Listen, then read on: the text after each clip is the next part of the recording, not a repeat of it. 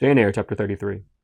When St. John went, it was beginning to snow. The whirling storm continued all night. The next day a keen wind brought fresh and blinding falls. By twilight the valley was drifted up and almost impassable. I had closed my shutter, laid a mat to the door to prevent the snow from blowing under it, trimmed my fire, and was sitting nearly an hour on the hearth listening to the muffled fury of the tempest. I lit a candle, took down Marmion, and beginning, days set on Norm's castle steep, and Tweed's fair river broad and deep, and Chevreau's mountains lone, the massive towers, the donjon keep, the flanking walls that round them sweep in yellow lustre shone. I soon forgot storm and music. I heard a noise. The wind, I thought, shook the door. No, it was St. John Rivers, who, lifting the latch, came in out of the frozen hurricane, the howling darkness, and stood before me, the cloak that covered his tall figure all white as a glacier. I was almost in consternation. So little had I expected any guest from the blocked-up vale that night. Any ill news? I demanded. Has anything happened? How very easily alarmed you are, he answered, removing his cloak and hanging it up against the door, towards which he again coolly pushed the mat which his entrance had arranged. He stamped the snow from his boots. I shall sully the purity of your floor, said he, but you must excuse me for once.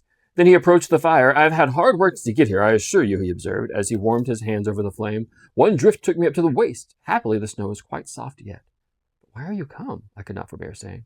Rather an inhospitable question to a visitor, but since you ask it, I answer simply to have a little talk with you. I got tired of my mute books and empty rooms. Besides, since yesterday, I have experienced the excitement of a person to whom a tale has been half told, and who is impatient to hear the sequel. He sat down. I recalled his regular conduct of yesterday, and really I began to fear his wits were touched. If he were insane, however, his face a very cool and collected insanity. I had never seen that handsome-featured face of his look more like chiseled marble than it did just now, as he put aside his snow-wet hair from his forehead and let the firelight shine free on his pale brow and cheek as pale, where it grieved me to discover the hollow trace of care or sorrow now so plainly graved. I waited, expecting he would say something I could at least comprehend. But his hand was now at his chin, his finger on his lip. He was thinking. It struck me that his hand looked wasted like his face. A perhaps called for gush of pity came over my heart. I was moved to say, I wish Diana or Mary would come and live with you. It is too bad that you should live so quite alone, and you are recklessly rash about your own health. Not at all, said he. I care for myself when necessary. I am well now. What do you see amiss in me? This was said with careless, abstracted indifference, which showed that my solicitude was, at least in his opinion, wholly superfluous. I was silenced. He still slowly moved his finger over his lip, and still his eye dwelt dreamily on the glowing grate. Thinking it urgent to say something, I asked him presently if he felt any cold draught from the door which was behind him. No, he responded shortly and somewhat testily. I reflected, if you won't talk, you may be still. I'll let you alone now and return to my book. So I snuffed the candle and resumed the perusal of Marmion. He soon stirred. My eye was instantly drawn to his movements. He only took out a morocco pocket-book, thence produced a letter, which he read in silence, folded it, put it back, relapsed into meditation. It was vain to try to read with such inscrutable fixture before me, nor could I, in my impatience, consent to be dumb. He might rebuff me if he liked, but I would talk. Have you heard from Diana or Mary lately? Not since the letter I showed you a week ago. There has not been any change made about your own arrangements. You will not be summoned to leave England sooner than you expected. I fear not, indeed. Such chance is good to befall me. Baffled so far, I changed my ground. I bethought myself to talk about the school and my scholars. Mary Garrett's mother is better, and Mary came back to the school this morning, and I shall have 4 new girls next week from the foundry close. They would have come today but for the snow. Indeed. Mr. Oliver pays for 2. Does he? He means to give the whole school a treat at Christmas. I know. Was it your suggestion? No. Whose then? His daughter's, I think. It is like her. She is so good-natured. Yes. Again came the blank of a pause.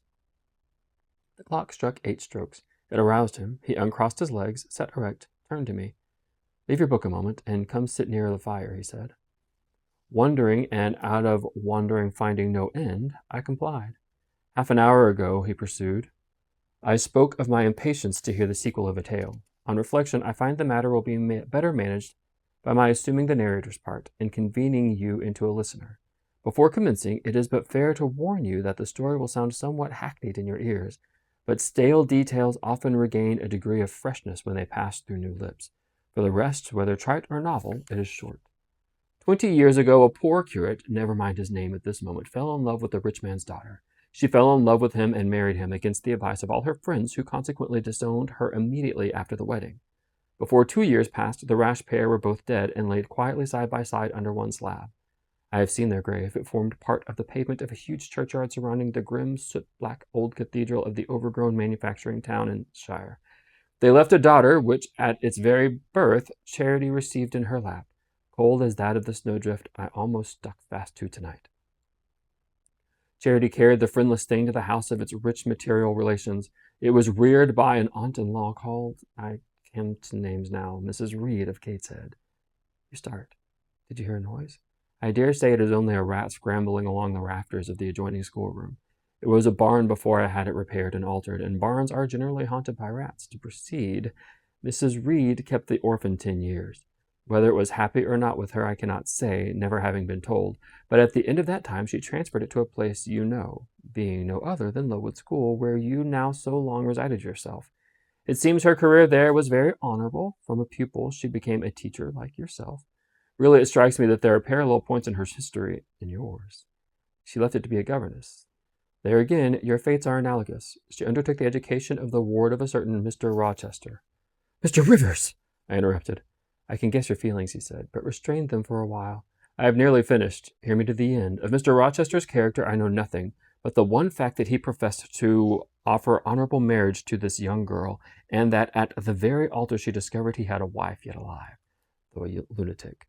What his subsequent conduct and proposals were is a matter of pure conjecture, but when an event transpired which rendered inquiry after the governess necessary, it was discovered she was gone. No one could tell where, when, or how. She had left Thornfield Hall in the night.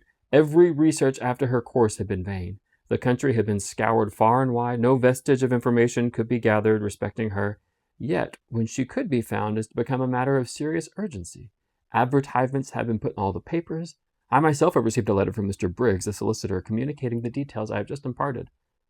Is it not an odd tale? Just tell me this, said I. And since you know so much, you surely can tell me. What of Mr. Rochester? How and where is he? What is he doing? Is he well?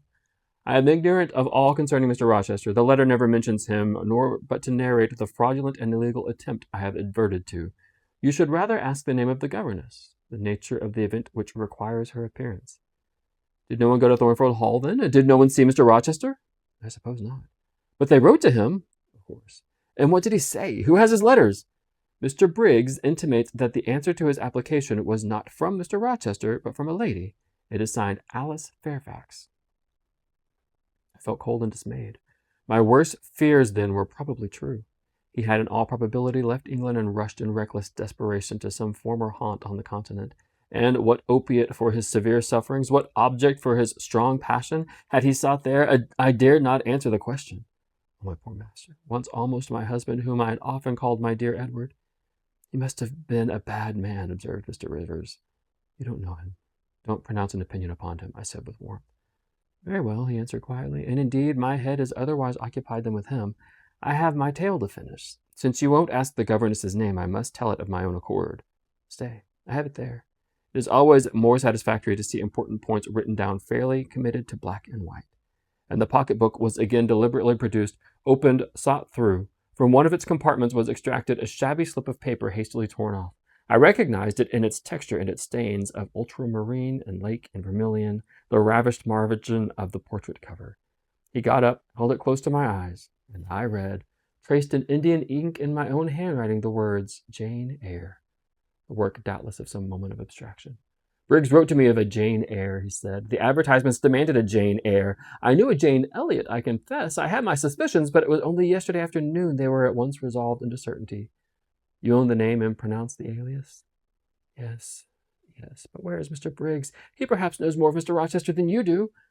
Briggs is in London. I should doubt his knowing anything at all about Mr. Rochester. It is not in Mr. Rochester he is interested. Meantime, you forget essential points in pursuing trifles. You do not inquire why Mr. Briggs sought after you, what he wanted with you? Well, tell me, what did he want?